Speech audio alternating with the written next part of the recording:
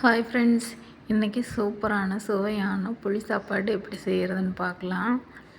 பாருங்கள், புளி தண்ணி கொதிக்கும் போதே எவ்வளோ நல்லா இருக்குதுன்னு. இந்த டேஸ்ட்டான புளி சாப்பாடு எப்படி செய்கிறதுன்னு பார்க்கலாம். வாங்க இப்போ வீடியோக்குள்ளே போகலாம். புளி சாதத்துக்கு நான் ஒரு எலுமிச்சம்பழ அளவு புளி எடுத்து ஊற வச்சுருக்கிறேன். ஊற வச்சுட்டு பாத்திரத்தை அடுப்பில் வச்சுக்கோங்க. அடுப்பில் வச்சு எண்ணெய் விட்டு எண்ணெய் காஞ்சது கடுகு சேர்த்துக்குங்க. கடுகு பொரிஞ்சது ஒரு ஸ்பூன் கடலைப்பருப்பு சேர்த்துக்குங்க.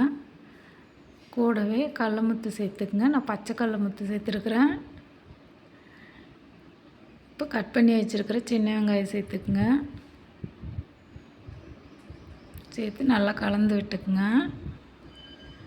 கலந்து விட்டுட்டு ஒரு 10 பல் பூண்டு தோலை உரிச்சிட்டு தட்டி வச்சுருக்குறேன். தட்டி சேர்த்துக்குங்க, அறிய வேண்டாம். கூடவே 3 வரமிளகாய், ஒரு கொத்து கருவேப்பிலை சேர்த்துக்குங்க. சேர்த்து நல்லா வதக்கி விட்டுருங்க.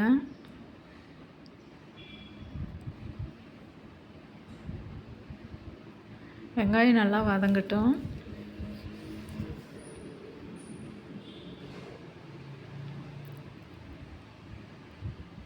வெங்காயம் இன்னும் கொஞ்சம் வதங்கட்டும். பாருங்கள், 3/4 பதம் வதங்கிருச்சு. இனி நம்ம புளி தண்ணி சேர்த்துக்கலாம். நல்லா புளி கரைச்சி வடித்து வச்சுக்கோங்க. வடித்த புளி தண்ணி நம்ம சேர்த்து கலந்து விட்டுறலாம். கூடவே தேவையான அளவு தண்ணி சேர்த்துக்குங்க.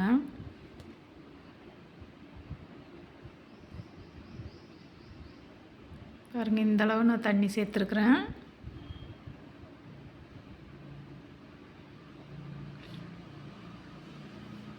இது கூடவே ஒரு ஸ்பூன் மஞ்சத்தூள் சேர்த்துக்குங்க.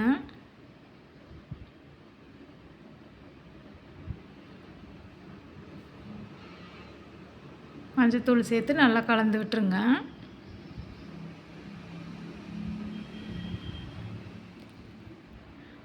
உப்பு சேர்த்துக்குங்க. உப்பு தேவையான அளவு சேர்த்துக்குங்க. அப்புறம் செக் பண்ணிவிட்டு சேர்த்துக்கலாம். உப்பு சேர்த்து நல்லா கலந்து விட்டுருங்க.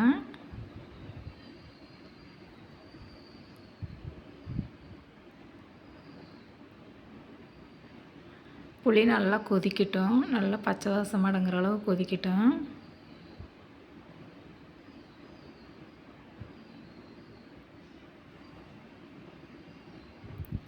இப்போ பெருங்காயத்தூள் சேர்த்துக்குங்க. பெருங்காயத்தூள் சேர்த்து நல்லா கலந்து விட்டுருங்க.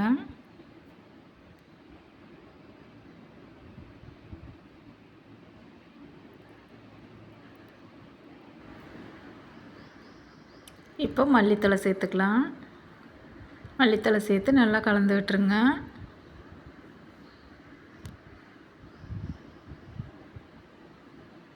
இப்போ நம்ம ஒரு நிமிஷம் மூடி போட்டு மூடிடலாம். ஒரு நிமிஷம் கழித்து எடுத்து கலந்து விட்டுருங்க. இப்போ நம்மளுக்கு புளி நல்லா பாதி எண்ணெய் பிரிஞ்சு வர அளவுக்கு ஆயிடுச்சு. நல்லா கலந்து விட்டுருங்க.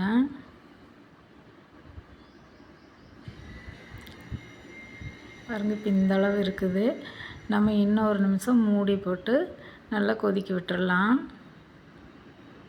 இன்னொரு நிமிஷம் மூடி போட்டு கொதிக்க விட்டுருங்க. இப்போ ஒரு நிமிஷம் கழித்து எடுத்து பார்க்கும்போது நம்மளுக்கு ஃபுல்லாக எண்ணெய் பிரிஞ்சு வந்திருக்குது. பாருங்கள், அது கொதிக்கும்போது எவ்வளோ சூப்பராக இருக்குதுன்னு பாருங்கள். புளி எண்ணெய் தனியாக மேலே நிற்கிது பாருங்கள். இப்போ அதை நல்லா கலந்து விட்டுக்கலாம்.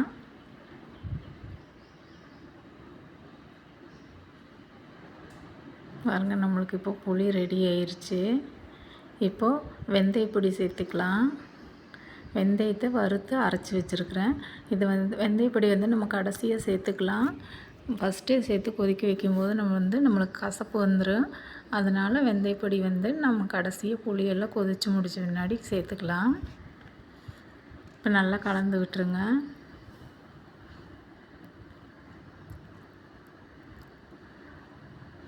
இனி நம்ம சாப்பாட்டை சேர்த்து கிளறிக்கலாம்.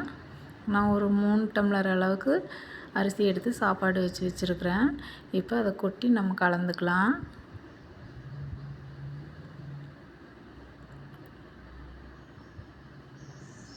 பாருங்கள் இப்போ சாப்பாட்டை கொட்டியாச்சு.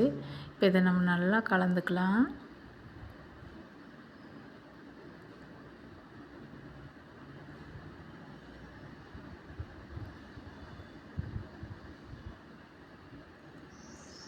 நல்லா புளியும் சாப்பாடு நல்லா கலங்குற மாதிரி கலந்து விட்டுக்குங்க. பாருங்கள் நல்லா கலந்தாச்சு. நம்மளுக்கு சூப்பரான புளி சாப்பாடு ரெடி ஆயிடுச்சு பாருங்கள். இப்போ நீங்கள் உப்பு செக் பண்ணிவிட்டு உப்பு பத்தலைன்னா கொஞ்சமாக உப்பு சேர்த்துக்கலாம். நம்மளுக்கு சூப்பரான புளி சாப்பாடு ரெடி ஆயிடுச்சு. இந்த வீடியோ பிடிச்சிருந்தால் லைக் பண்ணுங்கள், ஷேர் பண்ணுங்கள், கமெண்ட் பண்ணுங்கள்.